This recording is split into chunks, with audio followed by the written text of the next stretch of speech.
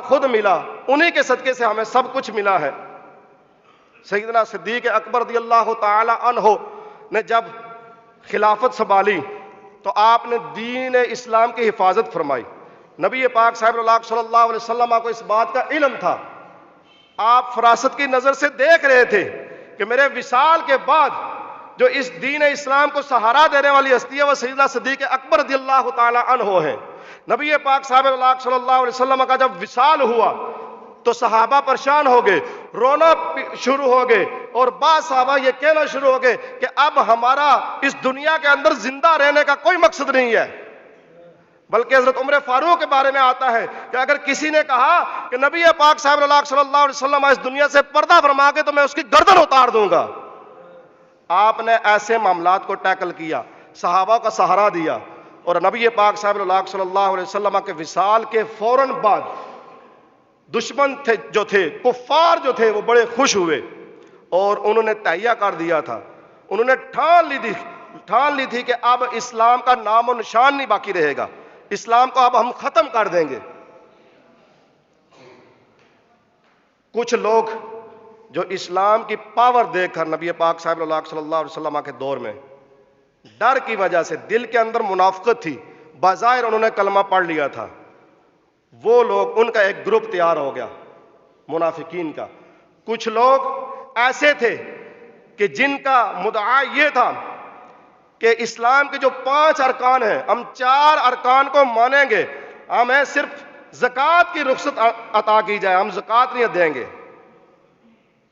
مرتد ہو گئے، اور کچھ لوگوں نے نبوت کا جھوٹا دعویٰ کر دیا، طرح طرح کے فتنے نمودار ہو گئے۔ قربان جائے شان سیدنا صدیق اکبر پر، آپ کی فام و فراست پر، کہ جب نبی پاک صاحب اللہ صلی اللہ علیہ وسلم کا وصال کا وقت قریب تھا تو آپ نے حضرت اسامہ کو شام کی طرف بھیجا تھا لشکر کے ساتھ کہ آپ وہاں جا کر جنگ کریں، جہاد کریں۔ تو جب حضرت اسامہ مدینہ شریف سے 5 کلومیٹر یا 3 کلومیٹر کی دوری پر جرف کے ایک مقام پر پہنچے تو پیچھے سے اہلیہ کا پیغام گیا کہ نبی پاک صاحب اللہ صلی اللہ علیہ وسلم کی طبیعت انتہائی ناساز ہے، آپ یہاں ٹھہر جائیں، رک جائیں، یہ نہ ہو کہ آپ تشریف لے جائیں اور پھر ساری زندگی اس تڑپ میں رہیں اور پچھتاتے رہیں کہ مجھے نبی پاک صاحب اللہ صلی اللہ علیہ وسلم کا آخری دیدار بھی نہیں ہوا۔ آپ وہاں رکے، اور پھر دوسرا پیغام کچھ دیر بعد جاتا ہے کہ نبی پاک صاحب اللہ صلی اللہ علیہ وسلم کا وصال ہو گیا ہے۔ آپ لشکر لے کر واپس تشریف لے آتے ہیں۔ جب نبی پاک صاحب اللہ صلی اللہ علیہ وسلم کی تدفین ہو جاتی ہے، اس کے بعد آپ کی تدفین سے قبل صحابہ کرام رضوان اللہ تعالی علیہم اجمعین کی مشاورت سے سیدنا صدیق اکبر رضی اللہ تعالی عنہ کو امیر بنا دیا گیا تھا، تاکہ مسلمانوں کا ایک لمحہ بھی بغیر قیادت کے نہ گزرے، قیادت کے اندر کوئی تعطل نہ آئے۔ تو آپ کی تدفین کے بعد جب حضرت اسامہ رضی اللہ تعالی عنہ نے سیدنا صدیق اکبر رضی اللہ تعالی عنہ کی خدمت میں عرض کی، یا رسول اللہ صلی اللہ علیہ وسلم، حالات مناسب نہیں ہیں، ابھی طرح طرح کے فتنے نمودار ہو چکے ہیں مدینہ شریف کے اندر، قرب و جوار میں، آپ مجھے ملک شام بھیج رہے ہیں، اور کہیں ایسا نہ ہو کہ میں لشکر لے کے چلا جاؤں، میرے ساتھ مجاہدین ہوں گے، جرنیل ہوں گے، طاقت ہوگی، میں چلا جاؤں گا، پیچھے آپ اکیلے ہوں گے اور آپ کے ساتھ گھر کے بچے اور عورتیں ہوں گی، تو یہ نہ ہو کہ ہم چلے جائیں اور پیچھے سے آپ کے اوپر کوئی دشمن آ کر حملہ کر دے، تھوڑا سا سوچ لیں، کچھ دیر بعد آپ بھیج دیں۔ روایات میں آتا ہے وہاں لشکر بھیجنے کا مقصد یہ تھا کہ کچھ وہاں لوگ مسلمان ہو چکے تھے، ان پر طرح طرح کا ظلم و تشدد ہو رہا تھا، نبی پاک صاحب اللہ علیہ وسلم نے ان مسلمانوں کی مدد کے لیے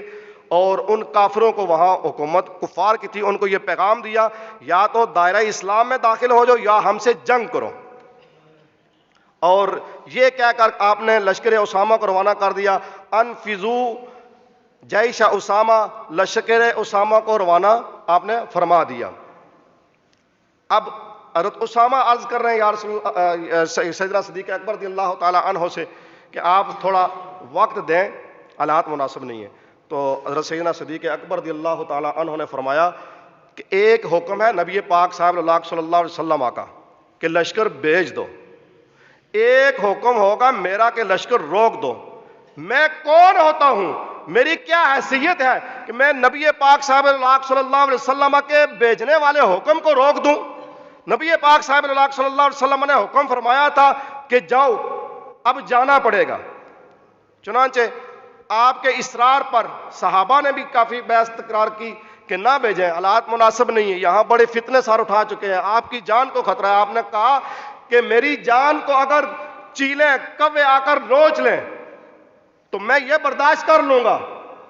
لیکن نبی پاک صاحب صلی اللہ علیہ وسلم کے حکم کو کبھی بھی میں معطل نہیں کروں گا۔ چنانچہ وہ لشکر چلا گیا۔ آگے جب وہاں شام والوں کو پتا چلا کہ نبی پاک صاحب صلی اللہ علیہ وسلم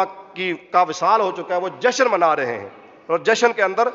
مگن ہے کہ اب مسلمانوں کی کمر ٹوٹ چکی ہے، اب ہمارے اوپر کون حملہ کرے گا، ہمارے مقابلے میں کون آئے گا۔ تو جب وہ جشن منا رہے تھے، جب ان کی سرحدوں پر صحابہ کا لشکر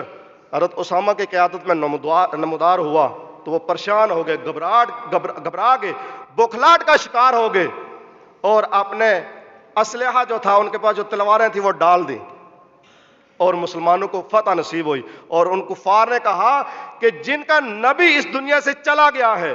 اس کے باوجود ان کی کمر ٹوٹ گئی ہے، یہ مجاہدین جہاد سے پیچھے نہیں ہٹے، ان کو کوئی طاقت بھی ہرا نہیں سکتی ہے۔ قربان جائیں سیدنا صدیق اکبر رضی اللہ تعالی عنہ کی فہم و فراست پر۔ اگر آپ لشکر روانہ نہ فرماتے تو شام میں کبھی بھی اسلام نہ جاتا۔ آپ نے حکمت عملی سے کام لیا اور شام میں لشکر روانہ کیا۔ آج شام میں مسلمان ہیں، وہ ایک اسلامی ملک کی شکل میں دنیا کے نقشے پر ابھرا ہے۔ اور اس کے ساتھ ساتھ ختم نبوت کے حوالے سے ڈاکہ ڈالا گیا، مسلمہ کا